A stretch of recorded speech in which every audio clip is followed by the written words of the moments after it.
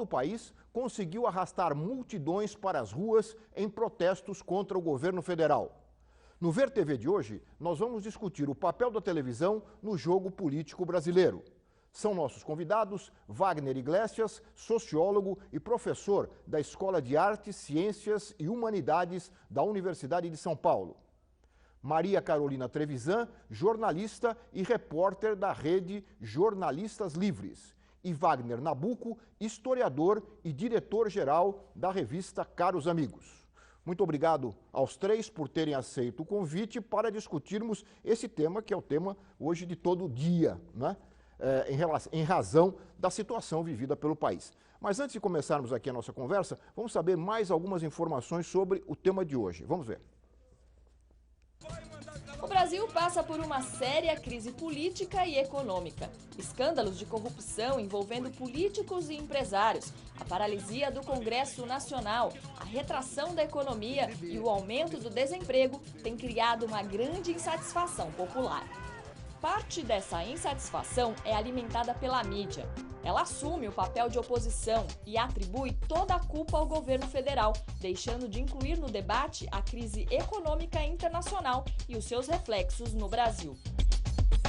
A cobertura da crise política, por outro lado, com o vazamento seletivo de dados de investigações sigilosas e análises tendenciosas, derrubou o mito da imparcialidade jornalística. Jornais, revistas, o rádio e a televisão esqueceram-se do contraditório, apresentando ao público apenas um dos lados envolvidos na disputa política. Veículos alternativos, principalmente na internet, defendem a legitimidade do governo e acusam a oposição e a grande mídia de golpe. O golpe estava na cara de todo mundo e só não via quem não queria.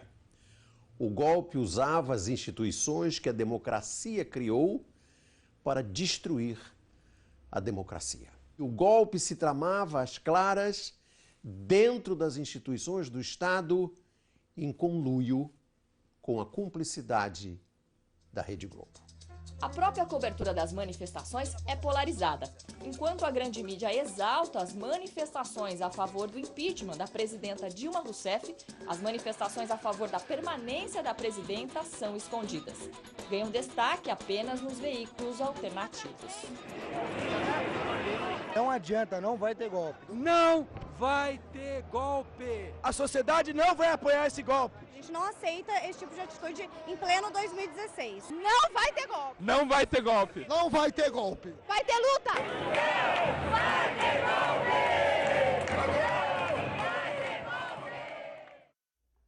Eu não vi isso na Globo, acho que nunca passou isso aí na Globo News, né? Eu queria perguntar para vocês, começando aqui a nossa conversa, se a Rede Globo e as demais emissoras que deram tanto espaço e continuam dando tanto espaço aos movimentos contra o governo federal, se não tivessem feito isso, as manifestações teriam a mesma dimensão que tiveram, especialmente essa última no mês de março? Iglesias, o que você acha? Eu acho que não, né? Acho que não, porque o posicionamento das organizações Globo, né, sobretudo a Rede Globo e a Globo News, é um posicionamento claramente contra o governo, né? Não é inédito, porque na história da Globo, se você voltar aos anos 80, lá na época das diretas já, a Rede Globo também escondia as manifestações que naquele momento eram de caráter progressista, embora fossem de verde e amarelo nas ruas, né? Mas eram de caráter progressista. E eu acho que, efetivamente, milhares de pessoas, ou milhões de pessoas no nosso país estão sendo bombardeadas diuturnamente por essa empresa e por outras empresas familiares que comandam a grande imprensa, no sentido de ir para a rua e de se opor a qualquer medida que esse governo possa tomar. Então, a falta do contraditório, por exemplo, a falta de mostrar, o fato de eles não mostrarem, essas cenas que a gente viu aqui no final do nosso VT de abertura, de muita gente na rua também a favor do governo, determina, né, esse volume de pessoas na rua contra o governo. Eu acho que determina, né? O cidadão comum, né, ele está sendo bombardeado o tempo todo com esse tipo de informação e com só um lado da questão da disputa política que está em jogo no país nesse momento. Muito bem. Carolina, os jornalistas livres têm acompanhado, né, essas manifestações. Tal. Como é que você vê a presença, nós mostramos aqui alguns trechinhos, da mídia alternativa e a repercussão que ela tem ou que ela poderia ter em relação à grande mídia que está do outro lado? Muito interessante, Lalo, porque a gente nasceu, os jornalistas livres nasceram no ano passado justamente para fazer a cobertura das grandes manifestações que tiveram há um ano atrás. E aí o que a gente percebeu foi que a gente tinha feito jornalistas livres para cobrir apenas essas duas manifestações grandes no ano passado. E a gente juntou um grupo de grandes jornalistas com jovens jornalistas para fazer uma grande redação para fazer essa cobertura. E a gente não esperava a repercussão que teve. Rapidamente a gente ganhou muita audiência na internet e hoje, que é um ano depois, quando a gente fez essa última manifestação grande, fez a cobertura da manifestação da esquerda também, porque a gente vai nas duas, a gente chegou no alcance de 19 milhões de pessoas. E temos em um ano, a gente tem mais de 250 mil seguidores no Facebook. Pois é, esse número que você dá poderia nos fazer acreditar que esta mídia alternativa tem um alcance até maior do que muitos jornais impressos, que jamais chegariam a esse número. Mas o desdobramento, a repercussão não é a mesma, não é? Por quê? Será? Eu acho que de fato, a gente concorre, sim, mas eu acho que ainda é muito novo para o público, então a gente está construindo credibilidade. Mas, por exemplo, para te citar uma repercussão importante, das duas vezes da manifestação da direita, a gente fez uma cobertura que mostrava que nas manifestações não tinha negros. E isso chamou muita atenção da imprensa internacional. Então, jornalistas do México telefonaram para a gente, jornalistas do Uruguai telefonaram para a gente, querendo entender como é que é isso, né? Porque é muito superficial essa cobertura da televisão, apenas com imagens aéreas, sem descer para as manifestações, sem entrevistar as pessoas, sem querer saber das histórias, né? Então, a imprensa internacional fica também sem saber o que está acontecendo de fato aqui. Uhum. E quando veio a imprensa independente alternativa, quando a gente fez essas duas manifestações, eles se interessaram também pelo tema. E aí começou a ser pautado de um outro jeito. Não estou falando que é só a gente, mas acho que é muito importante também, como a TVT, por exemplo, que mostrou o discurso do Lula, porque outras televisões não puderam entrar ali no PT aquele dia, por exemplo. Agora, além da repercussão internacional, dessa busca das informações que vocês têm pela mídia internacional, também no Brasil, jornalistas livres são demandados aí por outros veículos que não têm, por exemplo, as informações que vocês têm e também repercutem? A gente tem parceria com todos os veículos que estão alinhados com a nossa linha editorial. E a gente faz concorrência aos veículos que não estão alinhados com a nossa linha editorial. Então é interessante é muito interessante. Assim. Eu acho que está fazendo barulho. Quer colocar o Nabuco aqui na conversa, Nabuco? Eu queria... Por favor, Nabuco. Desculpa, Lalo. Eu queria só pontuar umas coisas assim. Eu acho que vamos falar da televisão e depois... Aliás, Caros Amigos, só para registrar sua presença aqui como diretor da Caros Amigos tem feito várias reportagens sobre a questão da mídia, particularmente da Rede Globo e da televisão no Brasil, não é? Nós fomos lançados em 97, quer dizer, no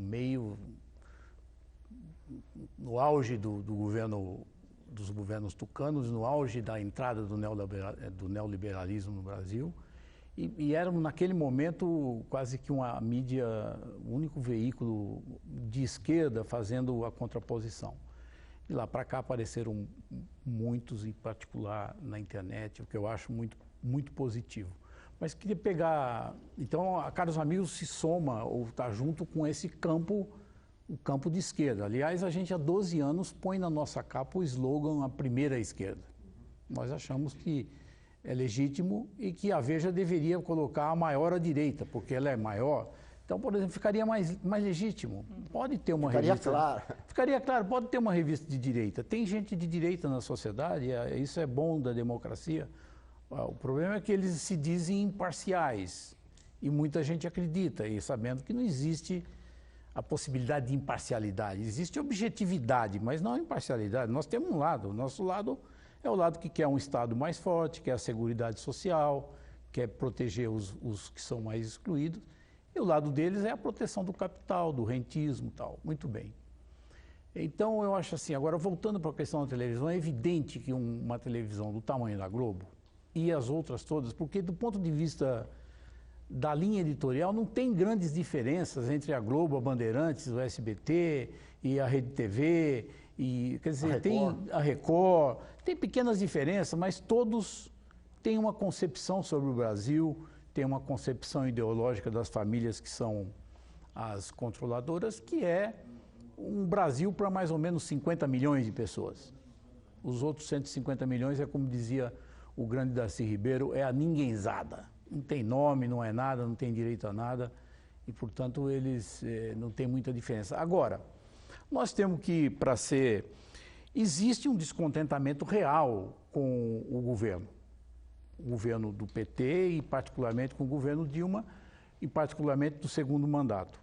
Sem entrar muito em mais detalhes, o fato é que a conjuntura obrigou o governo Dilma e a Dilma a tomarem medidas que as pessoas não gostam. E principalmente porque frustrou muito delas, do crédito que elas tinham, da possibilidade de continuar comprando tal, de um lado. De outro lado é que nós paulistas acabamos olhando muito o Brasil pela ótica de São Paulo. Uhum. A força desse movimento não é assim tão grande no resto do Brasil. Isso é interessante. Se a gente olhar como isso é no interior do Nordeste, no interior do Centro-Oeste, em vários lugares, o Sul é diferente. Paraná, particular, Curitiba eu vendo menos revista que em Vitória da Conquista. Porque Curitiba é jogo duro. E assim, é muito conservadorismo. Então, eu acho assim, que existiria gente na rua para protestar contra o governo Dilma. A televisão, ela maximiza, exponencia isso a um tamanho imenso. E também, porque às vezes o palco dá em Chico, dá em Francisco, eles também usam muito bem a rede e a internet. Extremamente bem. Então, eles também se articulam via... A internet possibilitou que pessoas que nunca participaram de nada agora saem falando aí como doutores em filosofia, em ciência, em jornalismo. Aliás, todo mundo acha que é jornalista, nossa profissão é um problema. Então, acho que isso também reforça, num estado tão conservador como o nosso, acho que isso reforça muito. O Iglesias, você que trabalha com estudantes, com jovens, etc., como é que você vê? Porque no primeiro momento, nos primeiros momentos, com a força da televisão, dos meios de comunicação, parecia que a juventude também estava quase que em massa, né, nos movimentos contra o governo. Mas depois as coisas parecem que mudaram um pouco, né, nas outras manifestações. Como é que você vê essa presença dos jovens nas manifestações, tanto de esquerda como de direita? Me parece que ela é menor, né, no caso das manifestações de direita. Né, você tem ali famílias, aí casais na faixa de 30 anos, com filhos pequenos, de colo. Você tem pessoas idosas e tal, um público adulto, mais maduro. E nas manifestações da esquerda, você tem muito mais juventude. Né? Você tem muitos estudantes de segundo grau, você tem estudantes universitários. E eu acho que tem uma coisa aí que é interessante da gente pensar, que é o seguinte...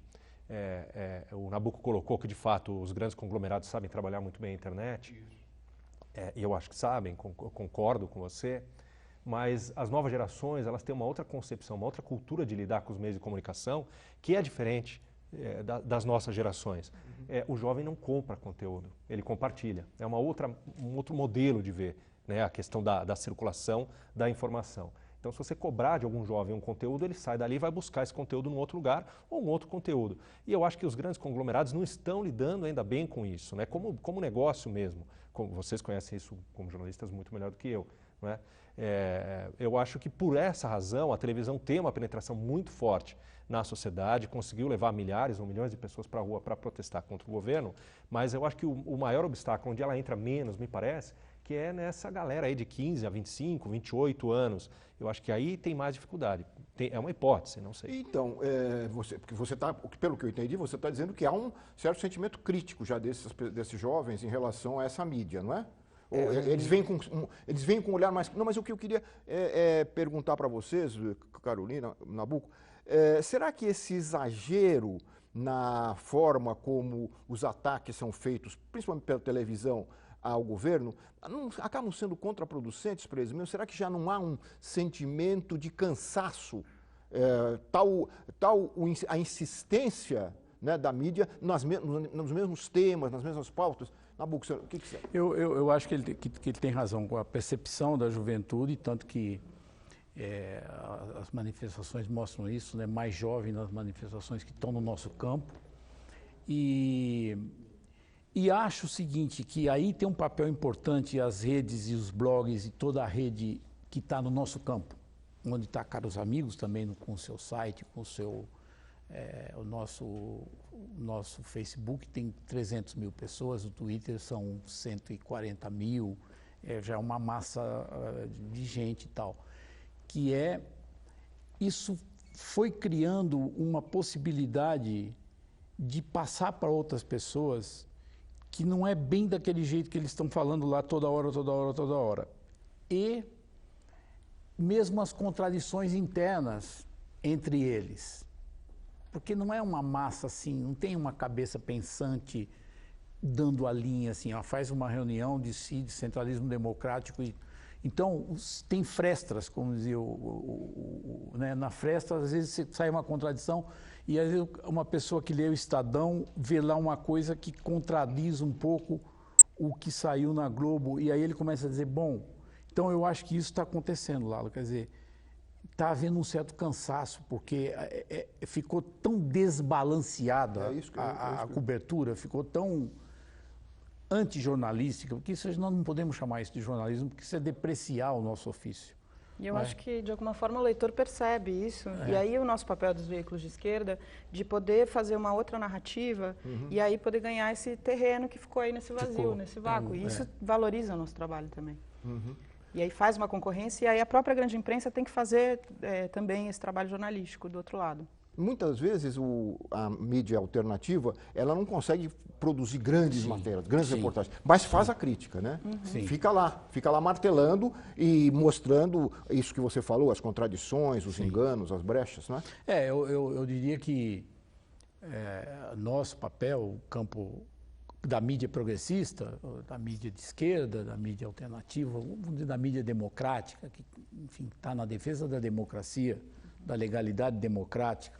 Ninguém está negando que se faça investigação. É bom que tenha investigação. Aliás, nós devemos ressaltar aqui que em nenhum governo teve tanta investigação como teve o da Dilma. Eu nunca vi empresário, eu não imaginei sonhar na minha vida que um empresário do tipo Marcelo Odebrecht, que é poderosíssimo, fosse preso. Então, se ele tem coisa errada, isso é até positivo. O problema é o uso que estão fazendo disso. E parece só que ele só tinha financiamento com o PT, e o financiamento quando é com o PT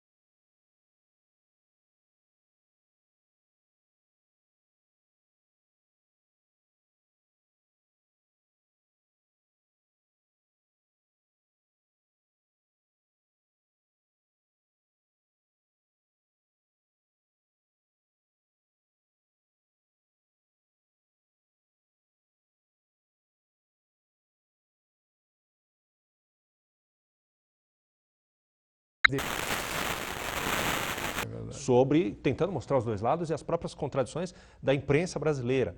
Não é? Eu acho que essas empresas, elas estão observando o Brasil e elas não estão só mandando seus correspondentes, estão observando como um mercado importante e estão observando isso que a gente estava falando um pouquinho antes da juventude.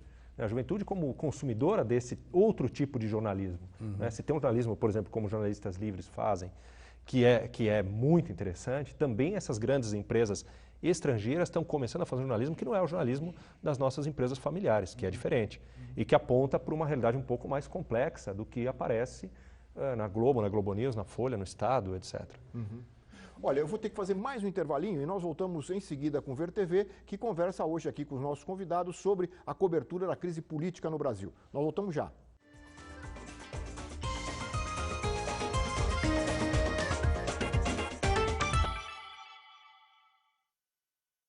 Pasen y vean al gran ilusionista y prestidigitador Pai, que va a contarnos el mito de cómo Samuel transitó. Samuel Feijó, o versátil poeta cubano. A la revista Isla, a la revista Signos, apartándose para siempre de las academias. Doc TV Latinoamérica, na madrugada de segunda para terça, 1 da manhã. Cinema experimental e videoarte. Eu acho que eles têm forte diálogo. Porque acho que todo mundo está pondo a mão em tudo, graças a Deus. Meu trabalho é todo construído na ideia do próprio erro. Se eu exibo nos museus, eu sou artista plástico. Se eu exibo nos festivais, eu sou cineasta. Formas híbridas da videoarte. Brasil Visual. Próximo sábado, 15 para meia-noite. Que a divina luz ilumine todas as criações. O samba da vela funciona como um ritual. Uma vela é acesa. Enquanto ela se queima, o samba não para. Acendeu a vela. Ela é quem chama, que vai chamar. Arte é arte. Próxima sexta, 10h30 da noite. Essa semana você vai ver na Revista do Cinema Brasileiro o curta de suspense Ele ou Ela, quem é a vítima e quem é o assassino. Paz, tranquilidade e um tanto de solidão em Conte-me a Minha História. Campo Grande, o novo filme de Sandra Kogut sobre uma mãe que abandona os filhos. Pergunta embaixo se alguém viu os outros porteiros dos outros prédios, se eles sabem quem deixou essa menina aqui. Revista do Cinema Brasileiro, nesta quarta, meia-noite. Quando ele pegar no pandeiro e dançar por fora, quando ele prender que o samba não é rumba, aí eu vou misturar Miami com Copacabana, chiclete eu misturo com banana, e o meu samba vai ficar assim.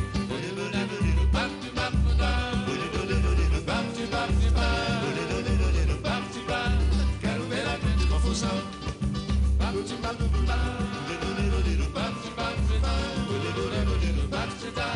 É o samba rock, meu irmão. É, mas em compensação eu quero ver um bugue-yugue de pandeiro e violão. Eu quero ver o tio Sam de frigideira numa batucada brasileira. Eu quero ver o tio Sam de frigideira numa batucada brasileira. Brasileirão Feminino Caixa, o jogo das maiores torcidas do país. Nesta quarta, 7 da noite, Corinthians e Flamengo, o clássico entre Rio e São Paulo. TV Brasil, paixão pelo futebol. O programa Espaço Público recebe o presidente do Instituto de Pesquisa Econômica Aplicada, o IPEA. Gessé Souza fala de conceitos, mitos e fatos sobre a desigualdade social. Espaço Público, nesta terça, 11 da noite. Uma vida de macaco. Os hábitos. As ocupações. As brigas. Será que todos os macacos são iguais?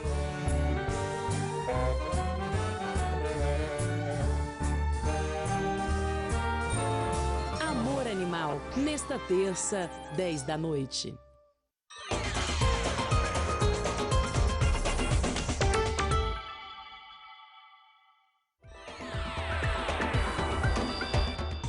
Nós estamos de volta com o VerTV, que conversa hoje sobre a cobertura da crise política pela televisão. E nós lembramos aqui no intervalo sobre como é feita a cobertura política, por exemplo, nos Estados Unidos, a pátria do liberalismo, não é? O Glenn Greenwald, que é jornalista, né, que revelou segredos, revelou aqueles segredos dos Estados Unidos, né, segredos militares, até militares. Ele fez uma comparação interessante com o Brasil. Ele imagina se nos Estados Unidos todas as 4 ou 5 grandes redes, eram as 3, agora são mais, estivessem unidas num pensamento uníssono como existe no Brasil. Isso é inconcebível, né, na pátria do liberalismo. Aí a gente entra um pouco, eu vou pensar rápido aqui, é que na verdade a própria, você especialista, a própria FCC lá não deixaria existir uma coisa do tipo Rede Globo. A lei não deixa, a lei que regula, a lei lá não deixa. É interessante porque só aqui pode existir. Nos Estados Unidos, mas nesse caso da Rádio Não, nesse caso não. Nesse caso eles não mostram como é que funciona nos Estados Unidos. Exatamente. Bom, feito esse comentário, nós vamos falar um pouquinho sobre pesquisadores dessa área. O site Manchetômetro vem acompanhando há vários anos a cobertura política realizada por jornais e TVs, principalmente o Jornal Nacional da Rede Globo. O professor João Feres, que coordena essas pesquisas, falou ao VerTV sobre alguns dos resultados obtidos. Vamos ouvi-lo. Eu acho que na atual crise brasileira a mídia está tendo um papel fundamental. E ela está tendo um papel fundamental para criar a crise, para tornar a crise mais aguda, né? E eu acho que esse papel da mídia é em grande medida porque a qualidade da cobertura jornalística é muito ruim, é muito militante. Ou seja, a mídia brasileira, a grande mídia, está muito politizada. Tomou lado e, portanto, está participando somente de um lado da crise. A comparação entre as estratégias que a grande mídia usa para os jornais impressos e que ela usa para a televisão mostra que há diferença. Nosso estudo do Manchetômetro, por exemplo, a gente tem Globo e Jornal Nacional. Você vê que a estratégia do Globo e do Jornal Nacional são diferentes. Por exemplo, em tempos normais, antes da crise, o Globo era muito mais enviesado, ou seja, politizado contra o governo, muito mais de oposição, do que o Jornal Nacional. O Jornal Nacional também era, mas porque ele é para um público mais amplo, então aí a gente precisa pensar no público-alvo. Ele é para um público mais amplo, inclusive para as classes populares, o jornal, a Rede Globo, não quer parecer militantemente contra o governo.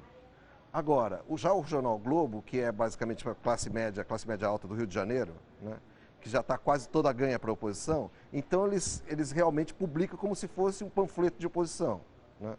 Agora, você pode também comparar o Globo News, se você quiser usar só a televisão, Globo News e Rede Globo, né? O Globo News é muito mais militante do que geralmente o Jornal Nacional, né?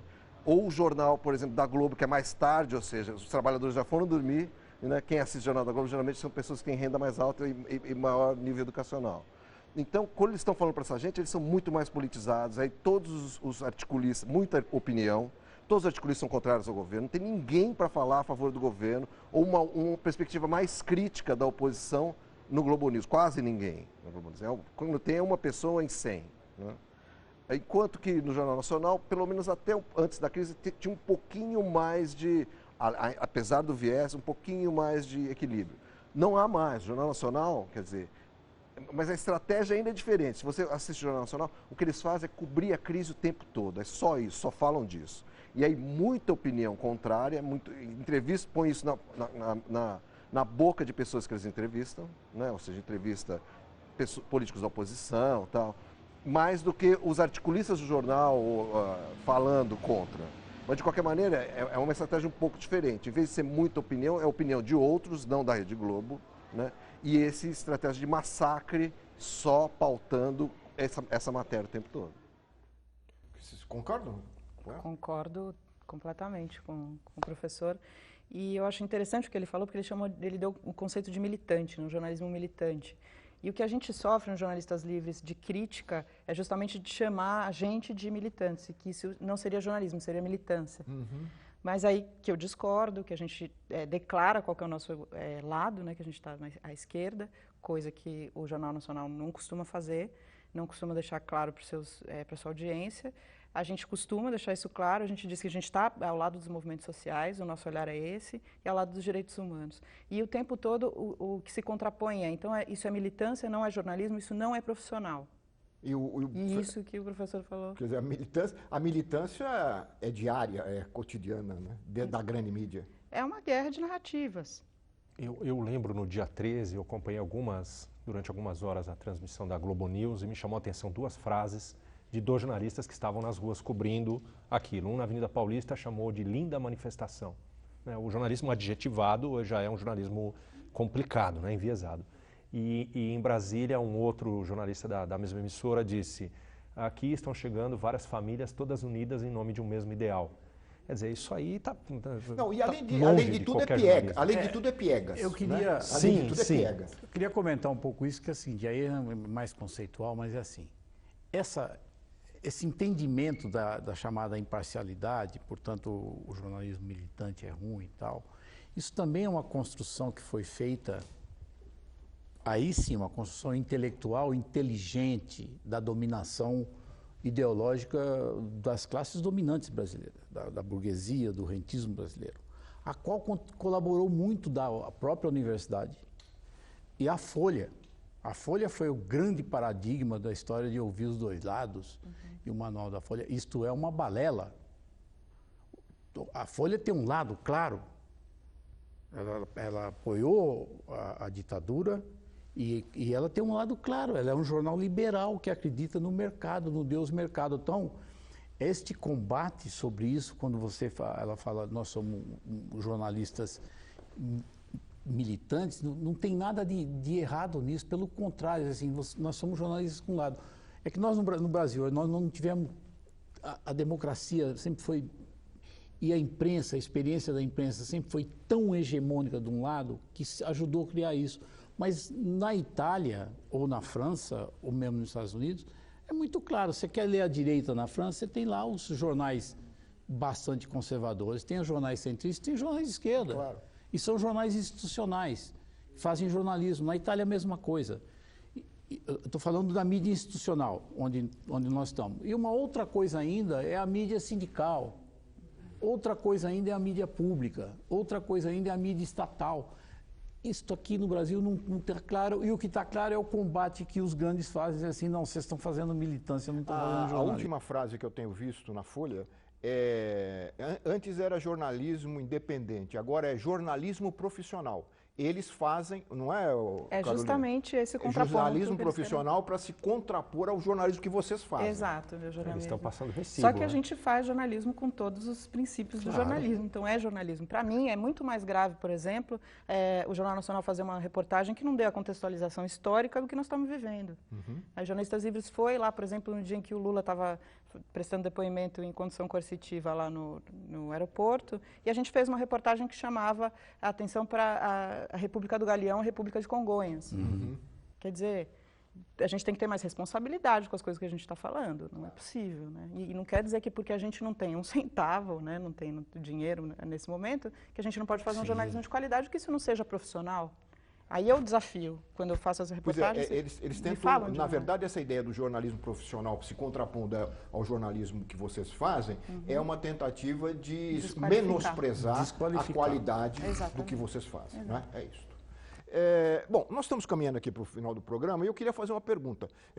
Como enfrentar esse quadro que a gente traçou aqui ao longo do programa? Como enfrentar o monopólio da mídia?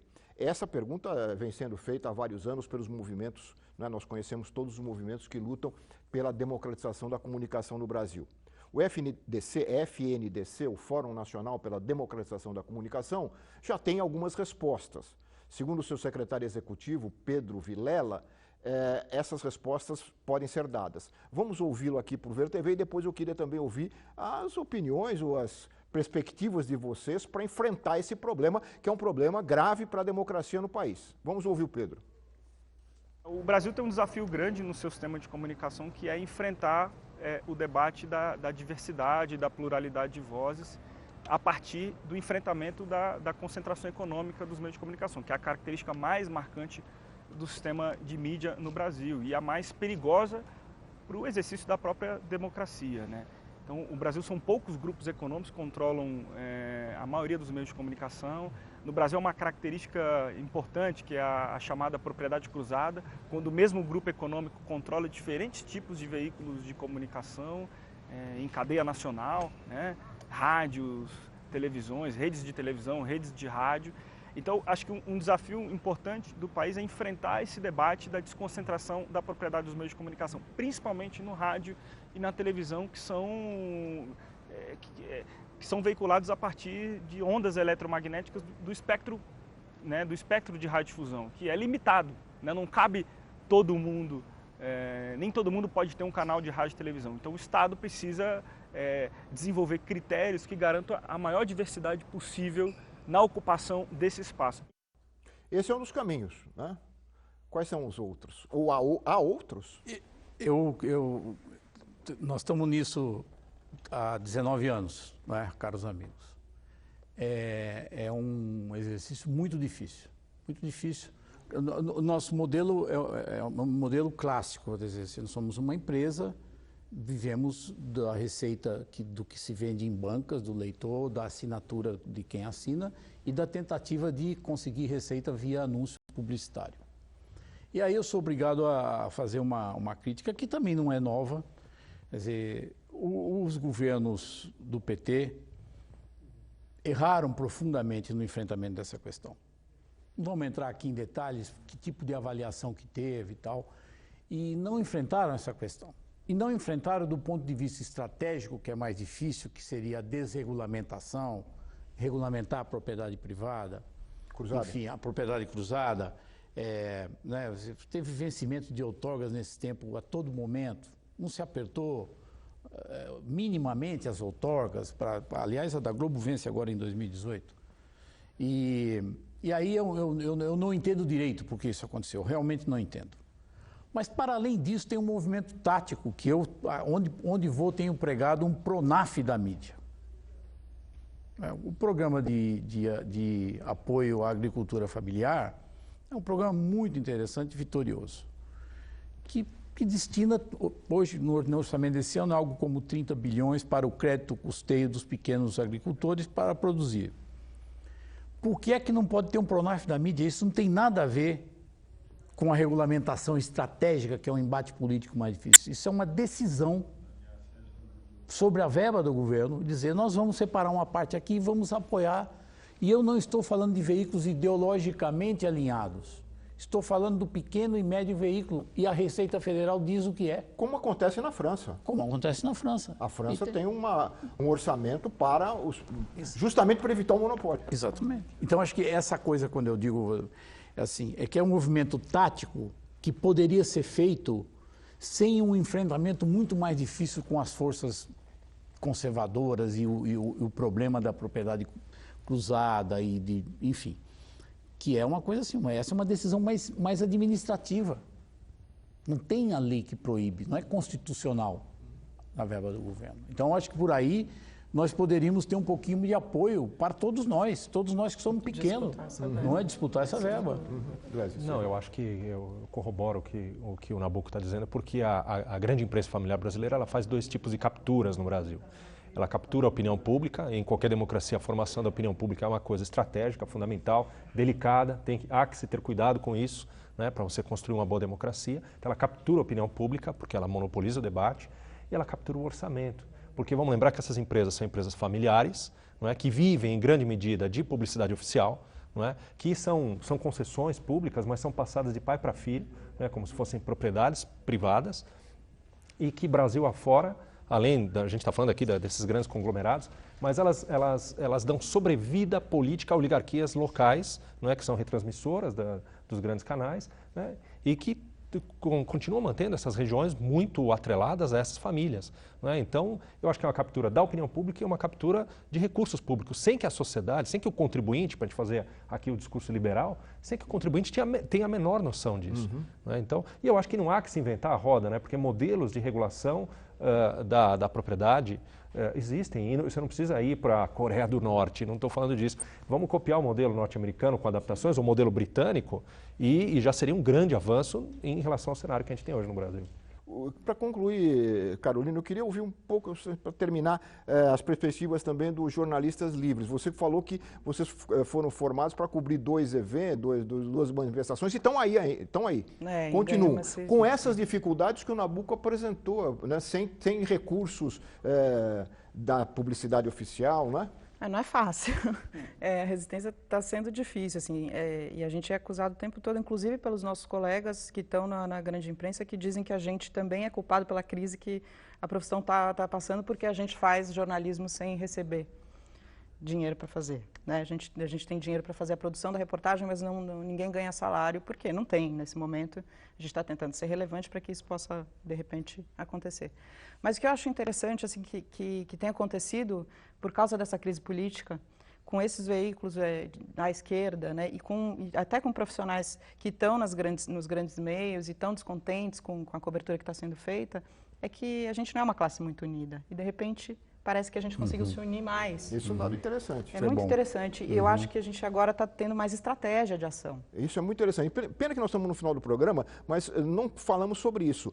O mal-estar que os jornalistas, por exemplo, da Rede Globo têm manifestado, claro, de forma anônima nas redes sociais com a linha editorial da Globo. Então venha contribuir com os jornalistas livres, nós estamos abertos para isso e tal. Então acho que o meio da gente resistir é assim agora, nesse momento, e tentar criar uma narrativa que busca de novo o sonho, né?